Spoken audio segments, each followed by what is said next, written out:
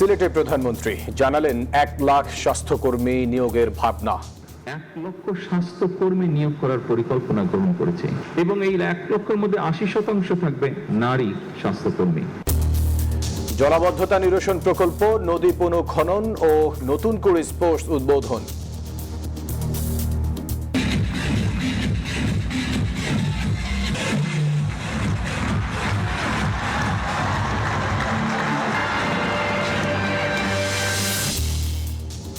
জুলাই সনদ নিয়ে ভুল বোঝাচ্ছে 11 দল, মন্তব্য বিএনপি নেতাদের। দেশকে সংকটে ফেলছে সরকার, অভিযোগ বিরোধীদের।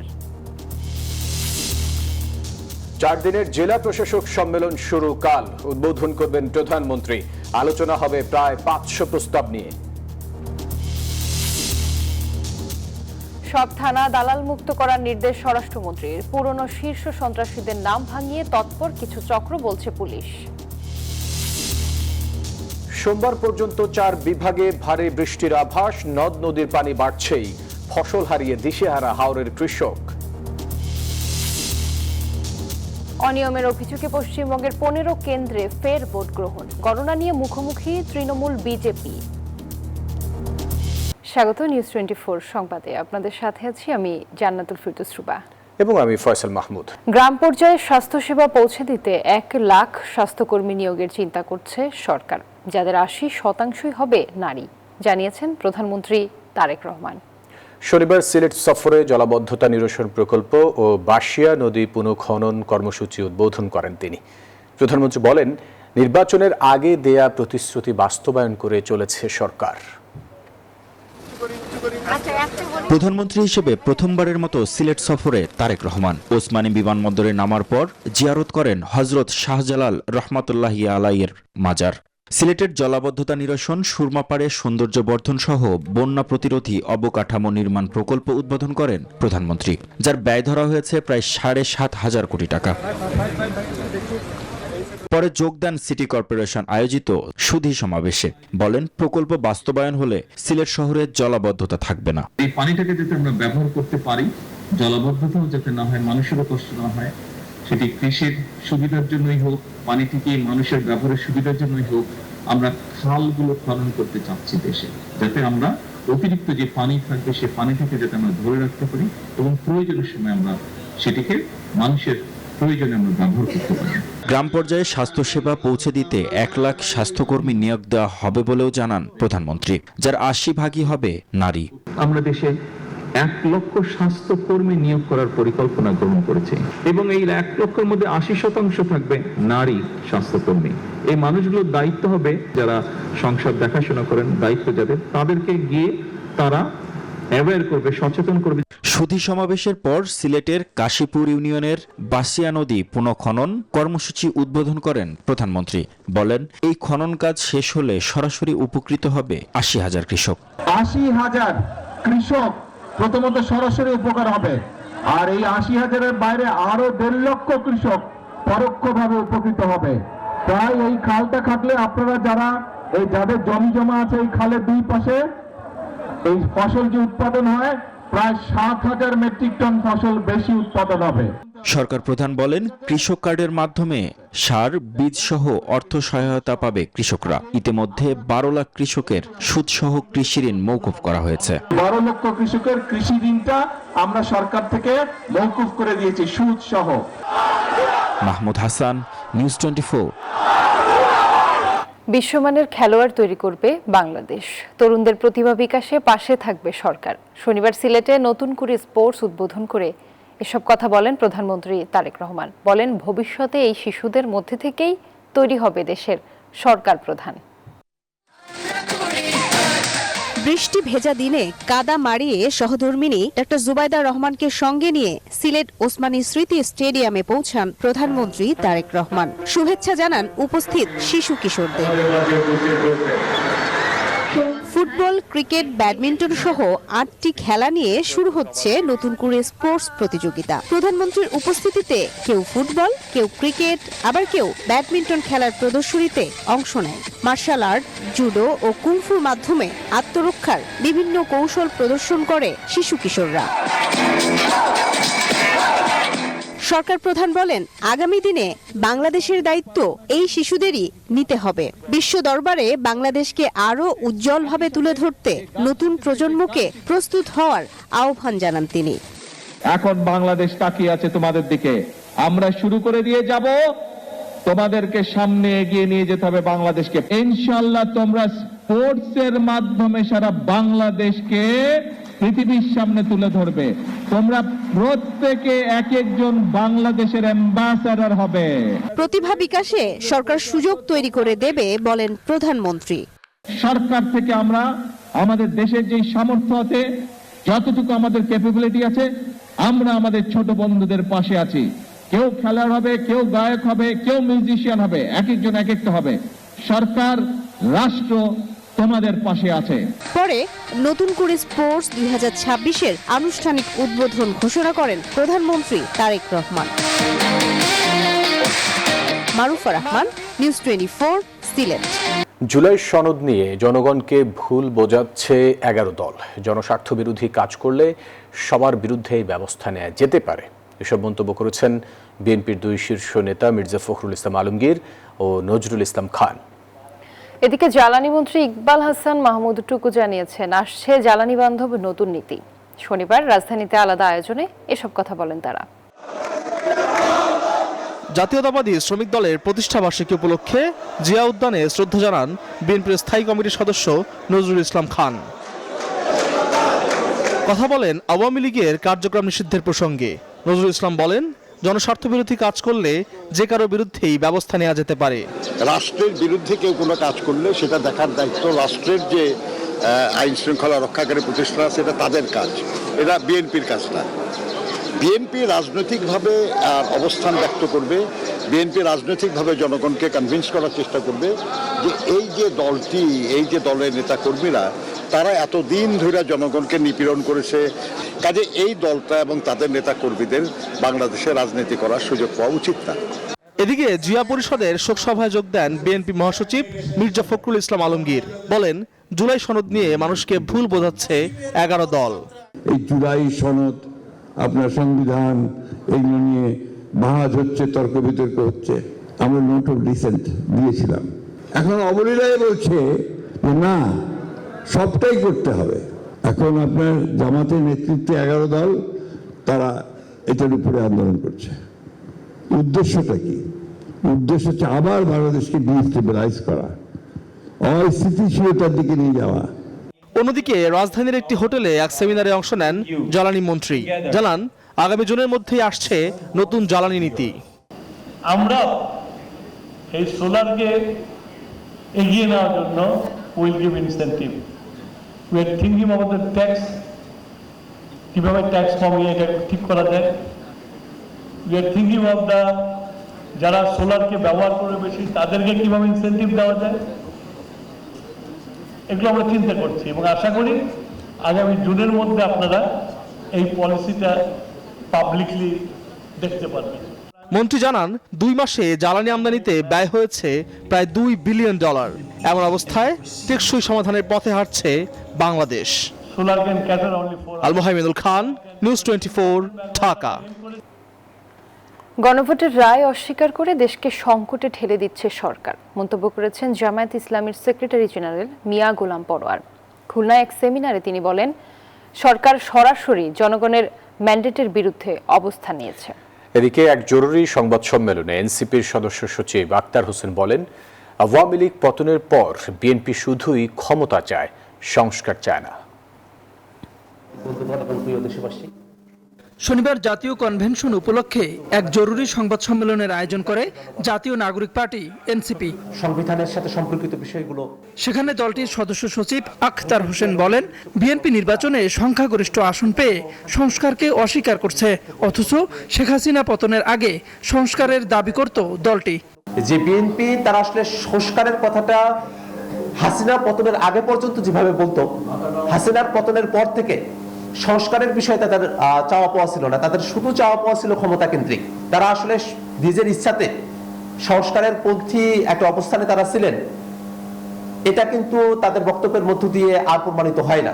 গণভোট এবং সংস্কার পরিষদ এই বিষয়টা সেটেলড ইস্যু, ফলে নির্বাচিত সরকার এসে তারা বাস্তবায়ন করবে।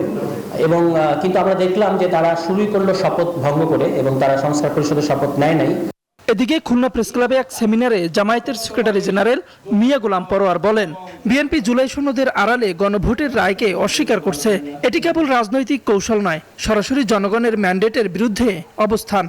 সংকট তৈরি করেছে বিএনপিকে এই সংকটের সমাধান করতে হবে। তা না হলে 5 কোটি মানুষ গণভোটে হাতে ভোট দিয়ে হাত জয়যুক্ত করে যারা আমাদেরকে এই দায়বদ্ধ করেছেন, আমরা এই ইস্যু যদি পার্লামেন্টে নিষ্পত্তি না হয়, তাহলে 5 কোটি মানুষের কাছে আমরা এই আন্দোলনকে আবার নিয়ে যাব। তিনি আরো বলেন, ক্ষমতায় এসে বিএনপি সরকার দেশকে গভীর রাজনৈতিক ও সাংবিধানিক সংকটের দিকে ঠেলে দিচ্ছে। মানুষের কাছে। তাওহিদুল ইসলাম, নিউজ 24, ঢাকা।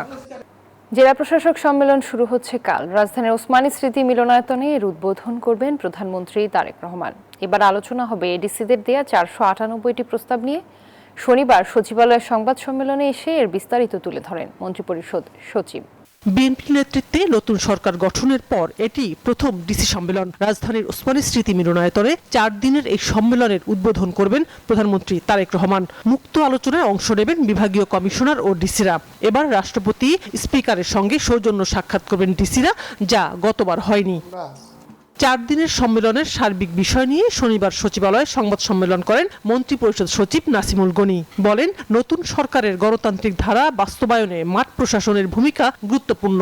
জনগণের কাছে বর্তমান যারা সরকার আছেন তাদের জবাবদিহির একটা প্রসঙ্গ আসছে, সেইগুলো বাস্তবায়নের ব্যাপারে আমাদের যে রাজনৈতিক নেতৃত্ব আছেন তারা অনেক বেশি দৃঢ়ভাবে এগিয়ে যাচ্ছেন।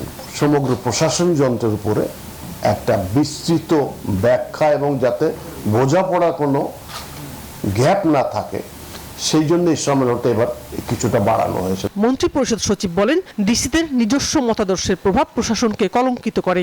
রাজনৈতিকভাবে ব্যবহার হওয়াটা এটা দুইটা ব্যাপার। একটা আনলো যে আমি চাই ব্যবহার করতে আপনাকে, আর 2 নম্বর হলো যে আপনার আগ্রহ যে না আমি একটু ব্যবহার হতে পারলাম, একটা ভালো পজিশন হয়। কারেন্টস ক্রস কারেন্টস থাকবে, কিন্তু ওভার অ্যাজ উই গো এইভাবে যদি চলে 5টা বছর 7টা বছর, তাহলে পরে প্রশাসন থেকে যখন দেখবে যে না প্রফেশনাল ওয়েতে চলার বাইরে কোনো কিছু নাই, শুধু চিল্লাচিল্লি করে আর দলবাজি করে লাভ হয় না। এবারের সম্মেলনে বিভাগীয় কমিশনার ও ডিসিরা 1729টি প্রস্তাব পাঠিয়েছিলেন। তার মধ্যে আলোচনার জন্য 498টি প্রস্তাব নির্ধারণ করা হয়েছে। মোট অধিবেশন হবে 34টি, তার মধ্যে কার্য অধিবেশন হবে 30টি এবং অংশগ্রহণকারী মন্ত্রণালয় বা বিভাগের সংখ্যা হচ্ছে 56টি। সবচেয়ে বেশি প্রস্তাব এসেছে স্বাস্থ্যসেবা বিভাগ সম্পর্কিত। এই বিভাগের জন্য 44টি প্রস্তাব আসছে। কন্টিনিউয়াস প্রসেস যেগুলো এই আমাদের স্বল্পমেয়াদীর মধ্যে বাকি আছে, যেগুলো এগুলো এখনো বাস্তবায়ন রানিং আছে, মধ্যমেয়াদী এবং দীর্ঘমেয়াদী যেগুলো আছে এগুলো বাস্তবায়ন এগুলো রানিং থাকে। গতবারের ডিসি সম্মেলনের সিদ্ধান্তগুলোর মধ্যে 44% সিদ্ধান্ত বাস্তবায়ন হয়েছে, যার মধ্যে স্বল্পমেয়াদী সিদ্ধান্ত বাস্তবায়নের হার 61%। শানাজি ইয়াসমিন, নিউজ 24, ঢাকা। রাজধানী ঢাকা সহ সারা দেশের থানাগুলোকে দালাল মুক্ত করার নির্দেশ দিয়েছেন স্বরাষ্ট্রমন্ত্রী সালাউদ্দিন আহমেদ। শনিবার দুপুরে ঢাকা মেট্রোপলিটন পুলিশের আওতাধীন রমনা মডেল থানা পরিদর্শন করেন তিনি। পর্যবেক্ষণ করেন থানার বিভিন্ন কক্ষ ও হাজতখানা সহ সার্বিক পরিবেশ। থানার ওসি ও ডিউটি অফিসার সহ কর্তব্যরত পুলিশ সদস্যদের সঙ্গে কথা বলেন, তাদের খোঁজখবর নেন, শোনেন বিভিন্ন সমস্যার কথা। রাজধানীতে নতুন করে কোনো শীর্ষ সন্ত্রাসী তৈরি হচ্ছে না। পুরনোদের নাম ভাঙিয়ে কিছু চক্র পরিস্থিতি অস্থিতিশীল করার চেষ্টা করছে, এমনটি বলেছেন ডিএমপি কমিশনার মোহাম্মদ সরওয়ার। শনিবার দুপুরে কারওয়ান বাজারে এক অনুষ্ঠানে এসব কথা বলেন তিনি। আর র্যাব জানিয়েছে জামিনে মুক্ত সন্ত্রাসীরা রয়েছে কঠোর নজরদারিতে। এদিকে টিটন হত্যার মূল আসামি শীর্ষ সন্ত্রাসী পিচ্চি হেলালের ছড়ানো বিভ্রান্তিকর অডিও বার্তার প্রতিবাদে সংবাদ সম্মেলন করেছে নিহতের পরিবার। 28 এপ্রিল নিউ মার্কেটের শাহনওয়াজ হলের সামনে গুলি করে হত্যা করা হয় টিটনকে। পরিচয় শনাক্ত করার পর জানা যায় টিটন একজন তালিকাভুক্ত শীর্ষ সন্ত্রাসী। এরপর পরিবার থেকে দাবি করা হয় ঘটনার সঙ্গে জড়িত আরেক শীর্ষ সন্ত্রাসী পিচ্চি হেলাল, কিন্তু পিচ্চি হেলাল ঘটনার সঙ্গে জড়িত থাকার কথা অস্বীকার করেন। রাজধানীতে এক সংবাদ সম্মেলন করেছে নিহত টিটনের পরিবার। সেখানে আবারও সরাসরি দায়ী করা হয় পিচ্চি হেলালকে। আমার আপন ছোট ভাই নঈম আহমেদ টিটনকে হত্যার পর এই মামলার প্রধান আসামি পিচ্চি হেলাল প্রকৃত ঘটনাকে দামাচাপা দিতে এবং নিজে রক্ষা পেতে অডিও রেকর্ডে নানা ধরনের মিথ্যাচার করেছেন। পিচ্চি হেলালের মিথ্যা বিভ্রান্তকর তথ্য প্রচারের প্রতিবাদে আজ আমি আপনাদের সামনে হাজির হয়েছি। টিটন হত্যার পর আবারও আলোচনায় ঢাকার আন্ডারওয়ার্ল্ড। পিচ্চি হেলাল ছাড়াও সামনে আসে ইমন সহ আরো কয়েকজনের নাম। ডিএমপি কমিশনার জানান, নতুন করে কোনো শীর্ষ সন্ত্রাসী তৈরি হওয়ার সুযোগ নেই।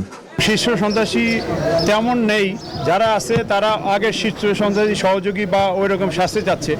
আমাদের মনিটরিং, অবজারভেশন এবং ব্যবস্থা সবই নেওয়া হইতেছে এবং হালনাগাদ করা হচ্ছে। অন্যদিকে টিটন হত্যাকাণ্ডের ঘটনায় নড়েচড়ে বসেছে র্যাব। অপরাধীদের শনাক্তে কাজ করছে তারা। এর চেয়ে বড় সন্ত্রাসী যারা আছে তারা সবাই আমাদের গোয়েন্দা নজরদারিতে থাকে এবং সার্বক্ষণিকভাবে পুরো দেশেই র্যাবের গোয়েন্দা নজরদারিতে সাদা পোশাকে আমাদের দল কার্যক্রম চালিয়ে যাচ্ছে এবং সেটা শীর্ষ সন্ত্রাসী হোক, যে কোনো সন্ত্রাসী হোক, তাদেরকে সার্বক্ষণিকভাবে আমরা নজরদারিতে রাখি। র্যাব জানায়, যারা কারাগার থেকে বের হয়ে আবারও অপরাধে জড়ানোর চেষ্টা করবে তাদের কোনো ছাড় দেওয়া হবে না। বিশেষ নজরদারিতে রাখা হয়েছে তালিকাভুক্ত প্রতিটি সন্ত্রাসীকে। বেড়ে চলেছে। জুবার সানি, নিউজ 24, ঢাকা। মুক্ত গণমাধ্যম প্রতিষ্ঠায় অংশীজনদের ঐক্যবদ্ধ করাই এখন বড় চ্যালেঞ্জ মন্তব্য করেছেন তথ্য সম্প্রচার মন্ত্রী জহির উদ্দিন স্বপন। শনিবার বিকালে রাজধানীর জাতীয় প্রেস ক্লাবে বিএফইউজে ও ঢাকা সাংবাদিক ইউনিয়নের সেমিনারে তিনি একথা বলেন। মন্ত্রী বলেন, স্বাধীন গণমাধ্যম গড়ে তুলতে সরকার প্রতিশ্রুতিবদ্ধ। অংশীজনদের সহযোগিতার মাধ্যমেই মুক্ত দায়িত্বশীল গণমাধ্যম তৈরি সম্ভব।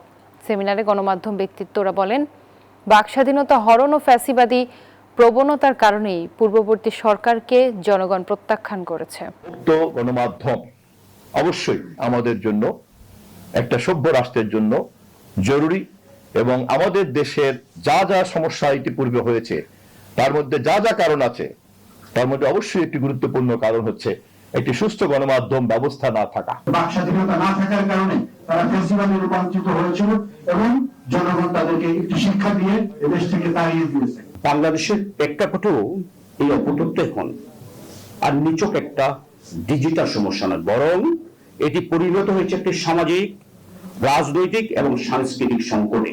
সোমবার দুপুর পর্যন্ত ঢাকা, ময়মনসিংহ, চট্টগ্রাম ও সিলেট বিভাগে ভারী থেকে অতি ভারী বৃষ্টির পূর্বাভাস দিয়েছে আবহাওয়া অধিদপ্তর।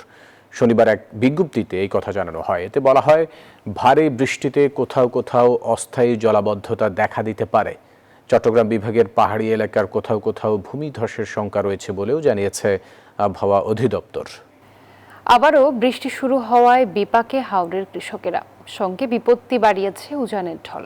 এতে নতুন করে বিভিন্ন এলাকার বোরো ধান পানিতে তলিয়ে গেছে। এর মাঝেই যতটা সম্ভব ধান কেটে ঘরে তুলছেন তারা। তবে মেঘলা আকাশে ধান শুকানো হয়ে পড়েছে দায়। তাই কষ্টের ফসল নষ্ট হওয়ার শঙ্কায় পড়েছেন চাষিরা। বিস্তারিত ডেস্ক রিপোর্টে। পানির নিচে কৃষকের স্বপ্ন, চোখের সামনে স্বপ্নের সোনালী ফসল হারিয়ে যেতে দেখে বাকরুদ্ধ তারা। তাই তো কৃষকের একমাত্র লক্ষ্য যতটুকু পারা যায় ধান কেটে পাড়ে নিয়ে আসা। তবে এই ধান শুকানো যেন আরেক যুদ্ধ। মৌলভীবাজারের হাওর অঞ্চল সহ নিম্নাঞ্চলের বিস্তীর্ণ ফসলি জমি পানির নিচে। বহু কষ্টে ফলানো ফসল হারিয়ে দিশেহারা কৃষক। তাদের অভিযোগ, সংকট থাকায় দ্বিগুণ পারিশ্রমিকে আনতে হচ্ছে ধান কাটার শ্রমিক। আমারও ক্ষেত্রের উপরে নির্ভর, আমি গরিব মানুষ আর আল চাষ করে খাই, আমি আর কোনো কিছু করতে পারি না। প্রতি বছরই আমাদের এখানে বন্যা হয়, তবে এবছর যে পরিমাপ আমাদের ক্ষতি হয়েছে মাত্র 2 দিনের মেঘে। কৃষি বিভাগ জানিয়েছে, মৌলভীবাজারের প্রায় 1150 হেক্টর জমির বোরো ফসল পানিতে তলিয়ে গেছে। এদিকে কিশোরগঞ্জ হাওরের প্রায় 9000 হেক্টর জমির সোনালী ধান পানিতে তলিয়ে গেছে। ফসল হারিয়ে দিশেহারা জিরাতি কৃষকরা। ধান কেটে আনলেও রোদ না থাকায় শুকাতে পারেনি। ঘরে পানি চলে আসায় তলিয়েছে বস্তায় সংরক্ষণ করা ধানও। খুশি করে আমি পানি টানি নিয়ে কিছু আমরা তুলছি, রাস্তা তুলে বেরিয়েছি। আমরা তো চলার মতো কোনো ক্ষমতা নাই। কিছু কাটছি, কিছু বেশি অংশ লেগে গেছে পানি। এদিকে নেত্রকোনায়ও একমাত্র ফসল ঘরে তুলতে না পেরে দিশেহারা কৃষক। দুর্যোগপূর্ণ আবহাওয়া ও শ্রমিক সংকটের কারণে ধান কাটতে পারছেন না তারা। নদী যেহেতু পানির নিচে ঠাই পাইবে না, পানি ফুললে অটোমেটিক যতই বান্ধন পানি উপরে উঠে চলে যাবে। পানি যাওয়ার একটা সুন্দর রাস্তা করে দেয়, তাইলে আমাদের যে এই যে দুর্ভোগ, কৃষকের যে হতাশা, এই হতাশা এবং ক্লান্তি দূর হবে। এদিকে সুনামগঞ্জের বিভিন্ন স্থানে বাঁধ ভেঙে যাওয়া ও বাঁধের উপর দিয়ে পানি উপচে পড়ায় হাওরের হাজারো কৃষক এখন চরম দুশ্চিন্তা ও ক্ষতির মুখে পড়েছেন। আমরা সকলেই চাই যে ওই বাইচল যে পানিটা আছে এই পানিটা তলাতল যাইতো, এই রাস্তার এত প্রয়োজন না। হবিগঞ্জের হাওর অঞ্চলে প্রায় 5,000 হেক্টর জমির ফসল সম্পূর্ণ তলিয়ে গেছে, আর প্রায় 1,500 হেক্টর জমির ফসল আংশিক ক্ষতিগ্রস্ত হয়েছে। আল্লাহ রক্ষা করলাম। Desk report, news 24। অনিয়মের অভিযোগে পশ্চিমবঙ্গের 2টি আসনের 15টি কেন্দ্রে পুনরায় ভোট নেওয়া হয়েছে। শনিবার শান্তিপূর্ণভাবে ভোট হয়। ভোট গণনা ও ফল প্রকাশ হবে 4 মে পর্যন্ত। গণনায় কেন্দ্রীয় সরকারের কর্মীদের উপস্থিতি নিয়ে আপত্তি তুলেছে তৃণমূল কংগ্রেস। তবে তাদের আপত্তি আমলেই নেয়নি ভারতের সুপ্রিম কোর্ট। এমন অবস্থায় ভোট গণনার ঘিরে মুখোমুখি অবস্থানে রয়েছে তৃণমূল কংগ্রেস ও বিজেপি। আবারও চলছে পশ্চিমবঙ্গ বিধানসভা নির্বাচনের ভোট গ্রহণ। কারচুপি ও হট্টগোলের অভিযোগে মাগরাহাট পশ্চিম ও ডায়মন্ড হারবারে পুনর্নির্বাচন দিতে বাধ্য হয় দেশটির নির্বাচন কমিশন। ভোটের সহিংসতা ঠেকাতে 2টি আসনের 15টি বুথে নিরাপত্তা জোরদার করা হয়। ভোটার উপস্থিতি পর্যাপ্ত হলেও ভোট দিতে এসে সময় নষ্ট হয় ক্ষুব্ধ সাধারণ কর্মজীবীরা। দুদিন ভোট দিতে এসে কাজে যাওয়া সম্ভব হয়নি। আমরা সাধারণ শ্রমজীবী, নির্বাচনের নামে কোন্দল চাই না।